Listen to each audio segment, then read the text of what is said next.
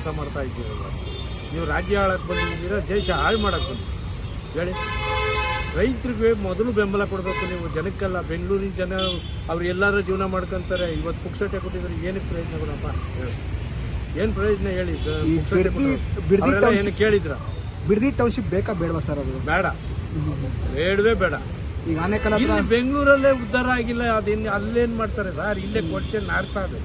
ಬೆಂಗಳೂರು ಎಲ್ಲಿ ಕರೆಕ್ಟ್ ಆಗೈತೆ ತೋರಿಸಿ ನೋಡೋಣ.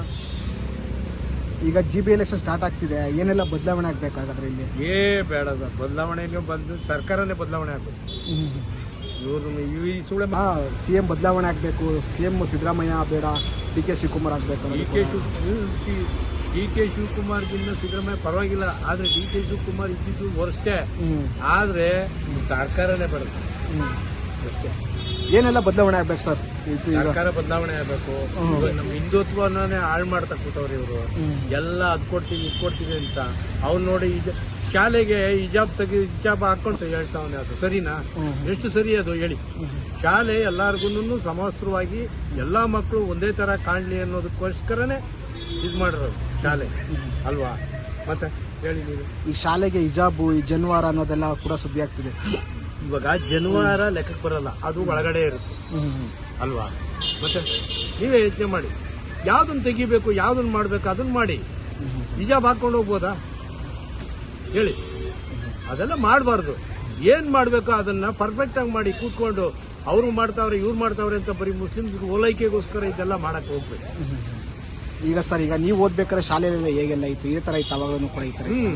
ಹಿಜಾಬ್ ಬೇಕು, ಜನಿವಾರ ಬೇಕು, ಅದ್ ಬೇಕು ಇದ್ ಬೇಕು ಅಂತ ಹೇಳಿತ್ತ? ಯಾವ್ದು ಇಲ್ಲ. ಅದೇ ಇವಾಗ ಹೇಳ್ತೀರಿ, ಇವ್ರು ಮಾಡಿದ ತಪ್ಪಿಗೆ ನಾವು ಕೇಸರಿ ಶಾಲೆ ಹಾಕೊಂಡು ಹೋಗ್ತೀವಿ ಅಂತ. ಇದೆಷ್ಟು ಸರಿ ಸಮಂಜಸ? ನೀವು ಮಾಡಿರೋದು ಸರಿನಾ? ನೀವು ಒಂದಲ್ಲ, ಪ್ರತಿ ಬಂದಾಗಿಂದನೂ ಅವ್ರು ಏನ್ ಮಾಡಿರ್ತಾರೋ ಅದು ತದ್ವಿರುದ್ಧವಾಗಿ ನಡ್ಕೊಂತ ಇದ್ದೀವಿ. ನೀವು ಜನಕ್ಕೆ ಒಳ್ಳೇದನ್ನ ಮಾಡಿ, ಯಾರಾಗ್ಲಿ. ಏನೋ ಈ ಸರಿ ಅವಾಗ ಪಾಪ ಕೊರೋನಾದಲ್ಲಿ ಎಲ್ಲ ಹಿಂಗೆಲ್ಲ ಮಾಡ್ಬಿಟ್ರು ಅಂದ್ಬಿಟ್ಟು ಜನ ನಿಮ್ಗೆ ಕಣ್ಮುಚ್ಕೊಂಡು ಹೊತ್ಬಿಟ್ರು. ನೀವು ಅದು ಇದು ಕೊಡ್ತೀವಿ ಅಂದಿದ್ವಿ. ಇದೆಲ್ಲ ಎಲ್ಲಿಂದ ಕೊಡ್ತೀರಿ? ಸಿದ್ದರಾಮಯ್ಯ ಮನೆ ಮಾರ್ಬಿಟ್ಟು ಕೊಡ್ತೀವಿ, DK ಮನೆ ಮಾರ್ಬಿಟ್ಟು ಕೊಡ್ತೀವಿ, ಜಮೀನ್ ಮಾರ್ಬಿಟ್ಟು ಕೊಡ್ತೀವಿ. ಹೇಳಿ, ಪುಕ್ಸಟ್ಟೆ ಕೊಟ್ರೆ ಎಲ್ಲಿಂದ ಕೊಡ್ತೀರಿ? ಯಾವ್ದು ಕೊಡ್ತಾ ಇಲ್ಲ. 200 ಯೂನಿಟ್ ಫ್ರೀ ಅಂತ ಅಂದ್ರಿ, ನೀವು 200 ಯೂನಿಟ್ ಕೊಡ್ತಿದ್ದೀರಾ? ಏನೋ ಅವನ ಅವರೇಜ್ ಲೆಕ್ಕ ಹಾಕೊಂಡ್ರಿ. 60 ಓಡ್ತಾ ಇದ್ರೆ 60, ಅದ್ರ ಮೇಲೆ ಹಾಕಿದ್ರೆ ಚಾರ್ಜ್ ಕಟ್ತಾ ಇದ್ದೀರಿ, ಬೆಲೆಗಳು ಜಾಸ್ತಿ ಮಾಡ್ತಾ ಇದ್ದೀರಿ. ಪ್ರಯೋಜನ ಏನ್ ಬಂತು? ಅದೇ ಪುಕ್ಸಟ್ಟೆ ಕೊಡೋ ಬದಲು ಹೆಂಗಸರಿಗೂ ನಮಗೂ 50 ಪೈಸೆ ಕಮ್ಮಿ ಮಾಡ್ರಿ, ಕ್ಲೀನಾಗಿ ಇಬ್ಬರಿಗೂ ಟಿಕೆಟ್ ಕೊಡ್ರಿ. ಅವತ್ತಿಂದ ಜನ ಏನು ಓಡಾಡ್ತಾ ಇಲ್ವ ಬಸ್ಸಲ್ಲಿ? ಈಗ ಸರ್, ಬೆಂಗಳೂರಲ್ಲೇ ಮಳೆ ಹೋದ್ರೆ ಅಲ್ಲೆಲ್ಲ ಚರಂಡಿಗಳೆಲ್ಲ ಬ್ಲಾಕ್ ಆಗ್ತಾ ಇರುತ್ತೆ, ಎಲ್ಲಾ ತಾವು ಇದೆ ಗೋಳಿದೆ. ಈ ಬಿಡದಿ ಟೌನ್ಶಿಪ್, ಆನೇಕಲ್ ಹತ್ರ ಸ್ಟೇಡಿಯಂ ಇದೆಲ್ಲ ಬೇಕಾ? ಇಲ್ಲೇ ಬೆಂಗಳೂರು ಸಿಟಿಗಳೆಲ್ಲ ಸರ್, ಫಸ್ಟ್ ಬೆಂಗಳೂರಿನ ಅಭಿವೃದ್ಧಿ ಮಾಡ್ಕೊಳ್ಳಿ, ಇಲ್ಲಿ ಮಾಡ್ರಿ. ಇಲ್ಲೇ ಹಾಳಾಗಿ ಹೋಗ್ತಾ ಕೂತೈತೆ ಜನಗಳು. ಇದನ್ನ ರೈತರ ಮೇಲೆ ಯಾಕೆ ಹೊಟ್ಟೆ ಮೇಲೆ ಹೊಡೆಯಕ್ಕೆ? ನಿಮ್ದನ್ನ ಫಸ್ಟ್ ಇಲ್ಲಿರೋದನ್ನ ರೆಡಿ ಮಾಡ್ಕೊಳ್ಳಿ. ಅಲ್ಲೆಲ್ಲ ಹೋಗ್ತೀರಿ ತುಮಕೂರಲ್ಲಿ, ಅಲ್ಲೆಲ್ಲ ಸಾಧನ ಸಮಾವೇಶ ಮಾಡಿದ್ರಲ್ಲ, ಅದಕ್ಕೇನಾದ್ರು ಬೆಲೆ ಆಯ್ತಾ? ಮಾಡಿದ್ವಿ ಬೆಲೆ ಐತೇನ್ರಿ? ಏನ್ ಸಾಧನೆ ಮಾಡಿದೀರಿ ಅಂತ ನೀವು ಹೋಗಲ್ಲ ಸಾಧನ ಸಮಾವೇಶ ಮಾಡ್ಕೊಳ್ಳಿ.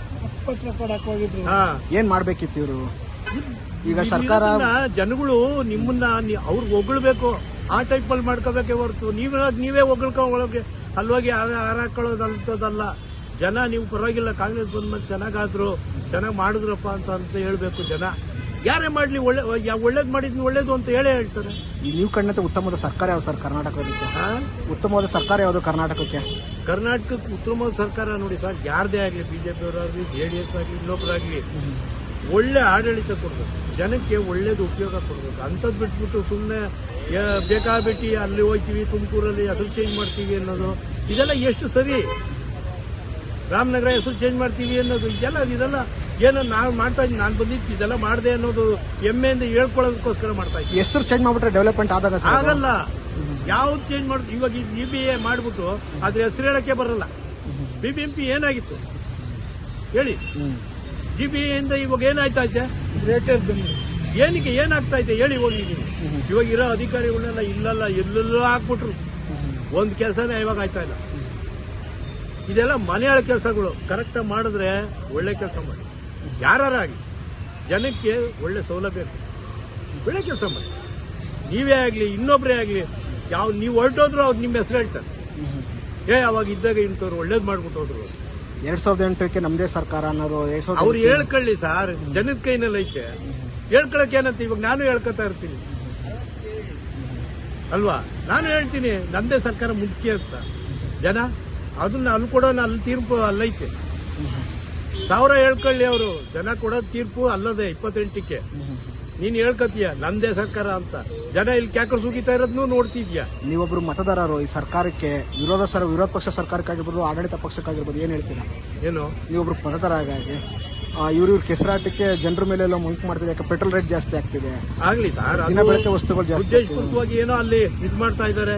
ಅದನ್ನ ಮೋದಿ ಅವರು ಹೇಳ್ತಾ ಇರೋದು ಏನಂದ್ರೆ, ಇಲ್ಲಿ ನಿಮ್ಗೆ ಇದನ್ನ ತರಬೇಕು ಅಂತಂದ್ರೆ ನಾವು ಅಲ್ಲಿ ತೆರಿಗೆ ಜಾಸ್ತಿ ಕಟ್ಟಬೇಕಾಗತ್ತೆ, ನೀವು ಸ್ವಲ್ಪ ಕಮ್ಮಿ ಓಡಾಡಿ, ಅವಲಾದಷ್ಟು ನಿಮ್ಗೆ ಎಲ್ಲಿ ಸಮಸ್ಯೆ ಹೋಗ್ಲೇಬೇಕು ಅಂತೀರಾ ಅಲ್ಲಿ ತಗೋಗಿ. ಮತ್ತೆ ಚಿನ್ನ ತಗೊಂತೀರಾ, ಚಿನ್ನ ಇವಾಗ ಯಥೇಚ್ಛವಾಗಿ ತಗೊಳ್ಳೋ ಬದಲು ಒಂದು ಸ್ವಲ್ಪ ತಗೊಳ್ಳಿ, ನಿಮ್ಗೆ ಇದಾಗುವಷ್ಟು ತಗೊಳ್ಳಿ, ಅವಾಗ ನಾವು ಹೊರೆ ಕಮ್ಮಿ ಆಗುತ್ತೆ. ಅವಾಗ ನಿಮ್ಗೆ ಇವಾಗ ನಿಮಗೆ ಬೇಕೇ ಬೇಕು ಅನ್ನೋದಾದ್ರೆ ನಾವು ಅಲ್ಲಿ ತೆರಿಗೆ ಜಾಸ್ತಿ ಕೊಡ್ತಿರ್ತೀವಿ. ನಿಮಗೆ ಇಲ್ಲದಿದ್ರೆ ಅದನ್ನ ನಮ್ಗೆ ವ್ಯಕ್ತಿ ಇಲ್ಲ ಅಂತೀರಾ ನೀವು. ಅದಕ್ಕೋಸ್ಕರ ನಾವು ಅದನ್ನ ತಂದುಕೊಡ್ಬೇಕಾಯ್ತದೆ. ಇವಾಗ ರೂಪಾಯಿ ಮೌಲ್ಯ ಕುಸಿತ ಬಿತ್ತೈತೆ, ಡಾಲರ್ ಮೌಲ್ಯ ಎದುರಾಗ್ತಾ ಇದೆ. ಯಾಕೆ? ನಮ್ಮಲ್ಲಿ ನಾವೇ ಹಾಳು ಮಾಡ್ಕೊತಾ ಇದ್ದೀವಿ. ಅದು ಹೇಳಿದ್ನ ತಪ್ಪಾರ್ಥ ಅರ್ಥ ಗ್ರಹಿಸಕ್ಕೆ ಹೋಗ್ಬೇಡಿ. ಇದೇ ಸರ್ಕಾರ ಅದೇ ಕೊರೋನಾದಲ್ಲಿ ₹1 ಆದಾಯ ಇಲ್ಲ ಸರ್ಕಾರಕ್ಕೆ. ಅವತ್ತು ಸರ್ಕಾರ ನಡೆಸಿದ್ರು, ಬೇಜಾನ್ ಕೊಟ್ಟವ್ರೆ ಅಲ್ವಾ. ಜನ ತಿಳ್ಕೊಳ್ಳಿಲ್ಲ, ಕಾಂಗ್ರೆಸ್ ಬಂದ್ರೆ ಏನೋ ಉದ್ಧಾರ ಮಾಡ್ಬಿಡ್ತಾರೆ ಅಂದ್ಬಿಟ್ಟು ಜನ ಕಣ್ಣು ಮುಚ್ಕೊಂಡಾಗ್ತಾರೆ. ಏನಾರ ಪ್ರಯೋಜನ ಆಯ್ತಾ? ನೀವೇನಾರು ಒಂದು ಸರ್ಕಾರಕ್ಕೆ ಏನಾರ ಹೇಳಂತದಾರ ಏನ್ ಹೇಳ್ತೀರಾ? ಸರ್, ಯಾರೇ ಸರ್ಕಾರ ಒಳ್ಳೇದನ್ನ ಮಾಡಿ, ಜನಗಳಿಗೆ ಒಳ್ಳೇದಾಗಿ. ನೀವೇ ಹೊರಟೋದ್ರು ನಾಳೆ ದಿವಸ ಜನ ನಿಮ್ಮನ್ನ ತೆಗಳು ಕಳಿಸ್ಬಿಟ್ರು ನಿಮ್ಮನ್ನ ಹೊಗಳ್ಬೇಕು, ಆ ಟೈಪಲ್ಲಿ ಮಾಡಿ. ಓಕೆ ಸರ್, ಅಷ್ಟೇ ನಮ್ಮಿದು. Thank you sir.